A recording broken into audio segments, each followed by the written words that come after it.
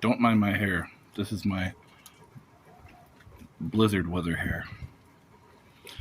Just sitting here preparing for this so-called blizzard that we're supposed to get. It's been, well, in the 50s, 40s, and 60s. The last few days to a week. And all of a sudden, it just decides to shit snow on us. So, I mean, we got a little bit of ground coverage. Nothing to scream about. Yep. We will see.